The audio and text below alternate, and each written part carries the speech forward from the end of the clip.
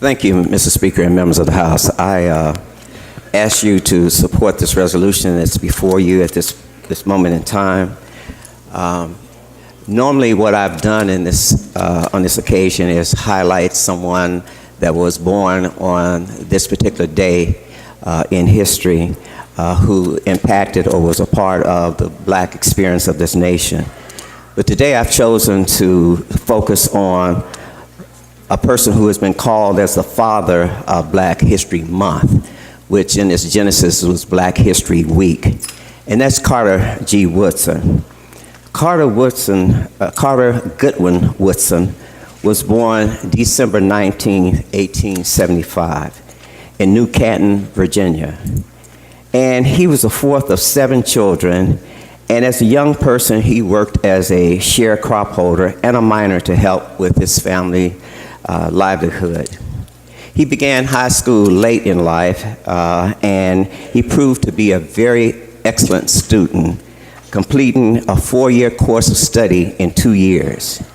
He attended Berea College in Kentucky, and Woodson worked with the U.S. government as an education superintendent in the Philippines, and it took more travels before returning to the United States. He earned his bachelor's and master's degree from the University of Chicago and went to receive a doctorate from Harvard University in 1912, becoming the second African-American person to earn a PhD from Harvard. As I indicated before, he has become known as the father of Black history. He is also noted for his writings, and most notable among them is The Miseducation of the Negro. And if you have not read that, especially since we're trying to deal with minority children who are from lower socioeconomic status, we need to take some time to peruse, if we don't read word for word, his writings, once again known as The Miseducation of the Negro. Woodson lobbied schools and organizations to participate in a special program to encourage the study of African American history, which began in February 1926 with Negro History Week. The program was later expanded and renamed Black History Month. Why did he think it was important? Well, you got to understand that Carter G. Woodson was a staunch Republican. You would be proud to know that he was a Republican. And he chose the week of this month to honor the birthdays of 2 persons that he revered, Frederick Douglass and Abraham Lincoln.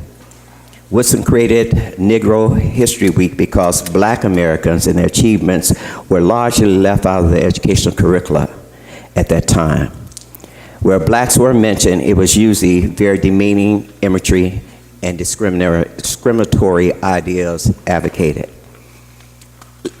I want to deviate from my notes for one moment because I was probably in my junior or senior year in high school, and I think I got a quality education in the hood. And we had a lot of European, Caucasian teachers. The prevalent number were of that racial group.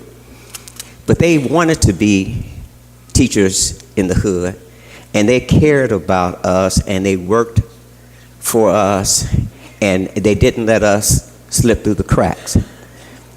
But one of the things that I noticed that when I went to the it was a group called the Colored Women's Group. My godmother was a member of that, and she took me with her on one occasion, and they were studying Black history. They were having a Black history program, and they were telling me things that I had never heard. They got up and they sung Lift Every Voice and Sing, which is many times known as the Black National Anthem. And I asked my godmother, Mrs. Gertrude Bolton, I asked her, I said, what is that song? That song touched me so much. I said, what is that song? She said, you never heard that song? I said, no, I've never heard that song before. And so she gave me a copy of it, and it has become one of my favorite songs. But the point I'm trying to make is that in that situation, where we had teachers who cared about us. I know they genuinely cared about us. And when we have our reunion, we have a reunion every year for my class. We come together every year. We celebrate those teachers who really cared about us. But they didn't know that they needed to enrich us as far as how we felt about ourselves, because they didn't teach us anything. In all of those history books, I heard about two African Americans. Okay, we always knew George Washington Carver. He was about peanuts and what he did. And we knew about Christmas addicts. That's all we had in our history books. So if you want students to perform better, and we did perform well, but if you want them to perform better, you've got to enrich the spirit of I can do it and a sense of pride, because there's a high correlation between the way you feel about yourself and the way you produce in life. And so that's one of the important things. But also, we need to tell our story, not just one story, his story, but our story. Because this country is great not because of one person, but because of all of us collectively. That's what our greatest natural resource are, our people. Our people of this country are our greatest natural resource. It's not the rolling waters of the Midwest region. It's not the coal that we extract from the ground. It's not the oil that runs through the ground that we extract for energy. It is not the gold that we place in the depository. Our greatest natural resource are our people. And we must celebrate them. And we must include all of them. And to understand that the whole is the sum total of its parts. If you want the whole to be what you want it to be, you got to look at the individual parts of it to get it where you want it to be. And so Carter Woodson was ahead of his time in saying that we must celebrate our history. Our people must have a sense of pride. Because if you see yourself as a prince and you understand that only the strong survive that trip from over to the mother country, then you're going to say, I can do it, I'm a survivor. If you know that Africa was the cradle of civilization, if you understand these things, you're going to act differently. You're going to come to say, I am the prince, I'm not the pauper. I am the lender, not the borrower. I'm the head, I'm not the tail. You come to understand who you are and whose you are and the potential that you have. So it's a investment into the human equation. Woodson created Negro History Week because Black Americans and their accomplishments were largely left out of the educational curricula at that time. Where blacks were mentioned, as we said before, it was usually in a demeaning manner. He founded the Association for the Study of Negroes, now African American, Life and History in 1915. And he created the Journal of Negro History, a referee journal, in 1916. He was dedicated to helping blacks, to educate blacks, and white America as well, about blacks and their accomplishments and their potential in a way that would benefit everyone. His week-long observance was expanded to become Black History Month, officially recognized by the U.S. government in 1976. And I'm going to cut the chase on this. I'm not going to read everything I have prepared.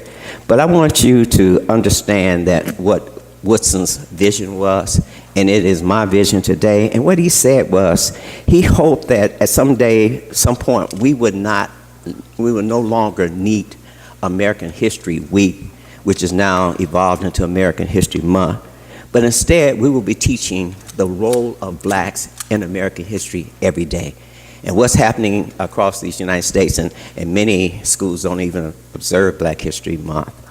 But what they do, they celebrate icons. They have soul food dinners and big celebrations. The way we deal with intercultural education, when we're trying to include minorities, we have big celebrations and things that's intercultural education, but it's not. What we need to do is infuse our story into your story so it becomes all of our stories. I urge your support of this bill, this resolution.